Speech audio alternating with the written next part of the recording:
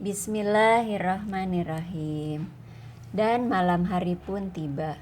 Keluarga Abdullah yang sedang berkemah sudah melaksanakan sholat maghrib dan sholat isya berjamaah.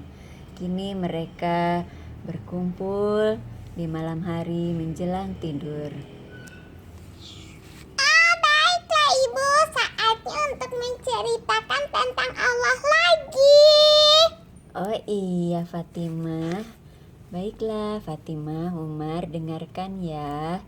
Ibu mau menjelaskan lagi lanjutan tadi siang tentang Allah sebagai Tuhan dan pencipta seluruh makhluk. Tapi sebelumnya kita murojaah dulu ya. Kita baca surah Al-Ikhlas. Siap? Wahid, isnain, thalatha. A'udzu billahi minasyaitonir rajim. Bismillahirrahmanirrahim. Qul huwallahu ahad. Allahus samad. Lam yalid walam yulad walam yakul lahu kufuwan ahad. Alhamdulillahirabbil alamin. Nah, Artinya?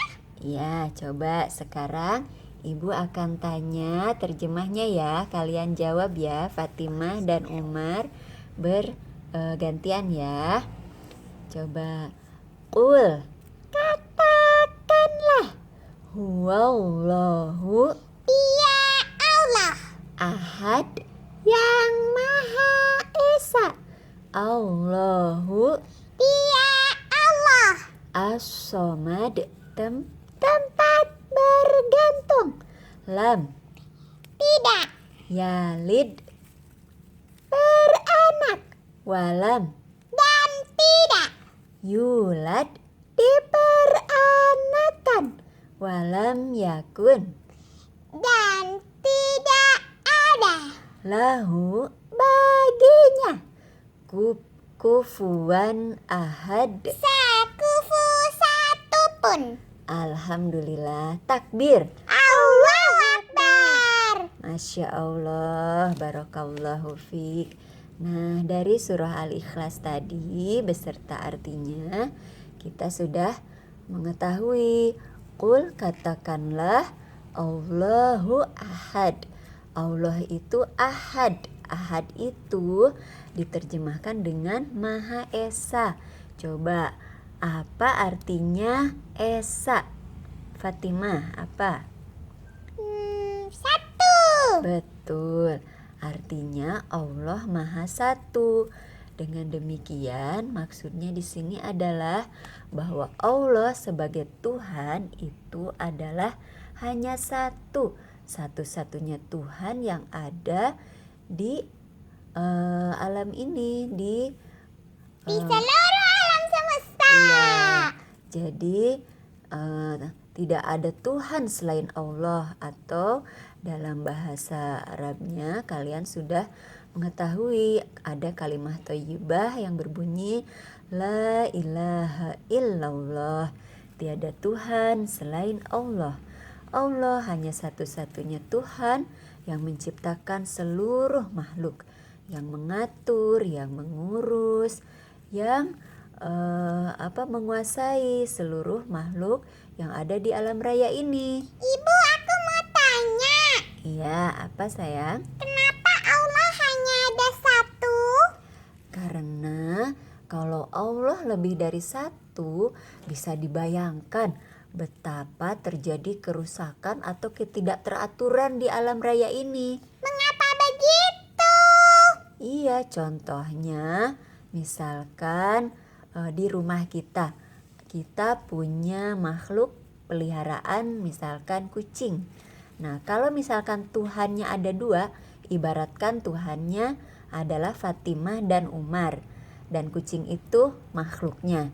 Nah, jika Tuhannya ada dua, maka keinginannya berbeda-beda. Tuhan yang satu pingin kucing itu main di dalam rumah. Tuhan yang kedua pingin kucing itu main di luar rumah. Sehingga si Tuhan itu memerintahkan kucing untuk keluar rumah. Tuhan yang ini memerintahkan kucing main di dalam rumah. Akhirnya kucingnya kan bingung, tertarik-tarik ke dalam, keluar, ke dalam, keluar. Nah, begitupun juga di alam ini, apabila Tuhannya ada dua, kan bingung makhluknya. Misalkan Tuhan yang satu pingin cuaca hari ini cerah. Tuhan yang satu lagi pingin cuaca hari ini hujan lebat. Nah, terus bagaimana dong? Mana yang akan dilaksanakan? Jadi hujan cerah, hujan cerah, hujan cerah. Iya, jadi tidak teratur alamnya. Jadi tidak seimbang. Jadi tidak seimbang. Jadi yang satu pingin begini, yang satu pingin begitu. Akhirnya tidak terjadi keteraturan dan keseimbangan di alam raya. Makanya Tuhan itu adalah wajib satu atau esa, Allahu Ahad, Allah Maha Esa. Nah, kemudian Allah juga merupakan as-somad atau tempat bergantung. Maksudnya apa? Jadi kita digantung sama Allah. Oh, bukan begitu. Maksudnya Allah tempat bergantung adalah segala urusan kita, segala kebutuhan kita itu semua diserahkan kepada Allah. Kita hanya menyerahkan seluruh urusan dan kebutuhan kita kepada Allah. Tidak ada yang lain-lain yang bisa mengurusi kebutuhan kita. Contohnya dari mulai kita bangun tidur sampai tidur kembali, kita sangat bergantung kepada Allah yang mengeluarkan udara di alam ini. Coba kalau tidak ada Allah yang menciptakan udara, 1 menit aja misalkan. Coba Fatimah tahan nafas 1 menit, kuat gak? Kira-kira kalau kita tidak bernafas selama 1 menit atau lebih, kira-kira akan hidup atau mati? Mati.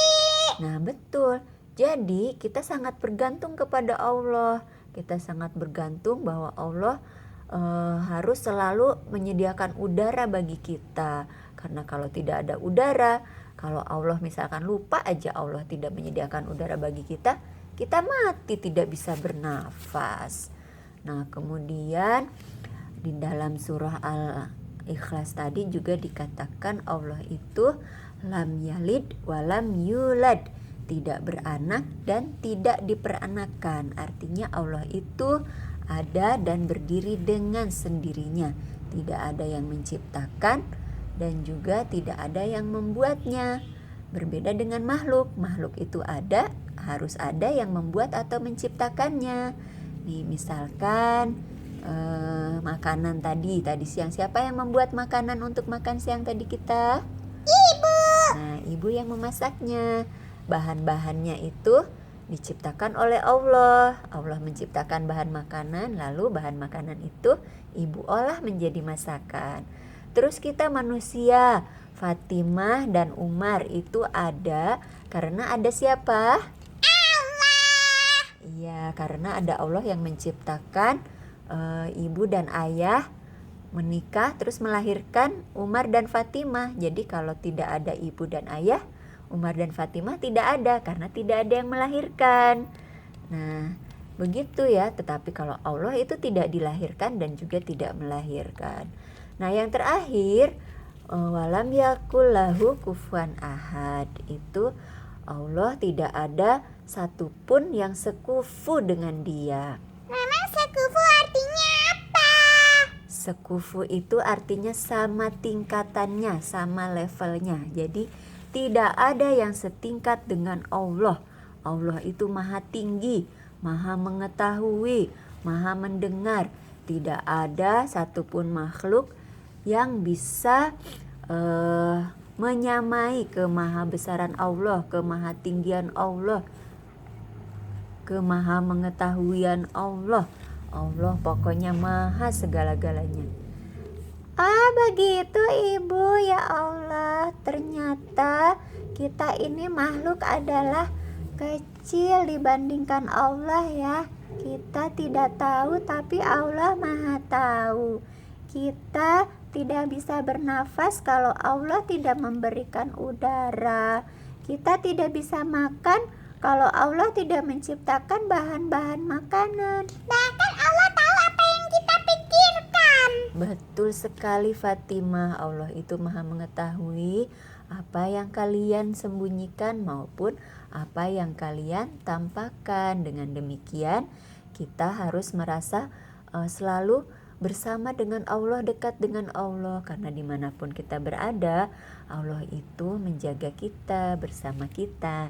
Nah, seperti ketika kita berkemah ini, kita nggak usah takut meskipun gelap seperti ini. Insya Allah kalau kita terus berdoa kepada Allah, berzikir kepada Allah, mengingat Allah, Allah juga iya pasti kita selalu dijaga Allah.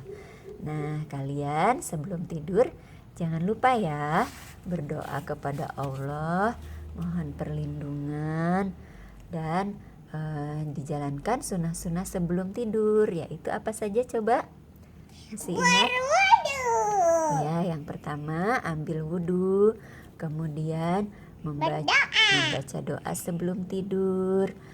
Disarankan sebelumnya lagi disunahkan oleh Rasulullah membaca surah ya Triyokul ya. Kalian tahu ada surah Al-Ikhlas, Qul huwallahu ahad, Al-Falaq, Qul a'udzu birabbil falaq, dan terakhir surah An-Nas.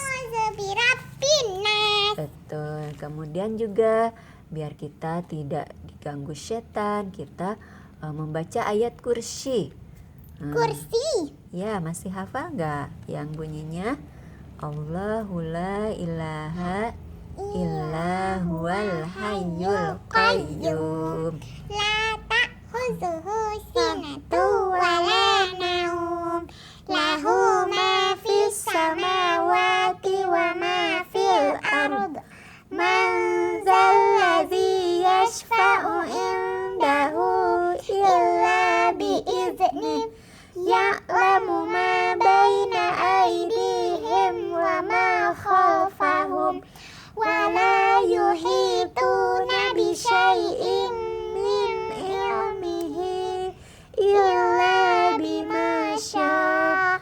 Wasi'a kursiyyuhus samawati wal ard.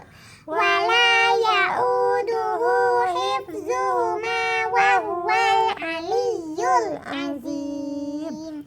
Alhamdulillahirabbil alamin.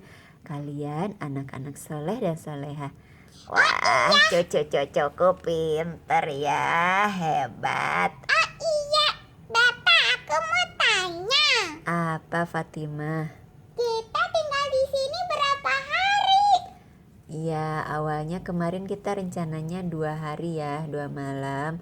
Tapi kayaknya karena ternyata Bapak ada urusan, besok kita pulang ya nak ya, nggak apa-apa ya. Ya, lain kali kita bisa berkemah lagi. Nah, hari ini kita tidur, menikmati nikmatnya, diberi keindahan alam oleh Allah, nikmatnya bisa menghirup udara segar pegunungan.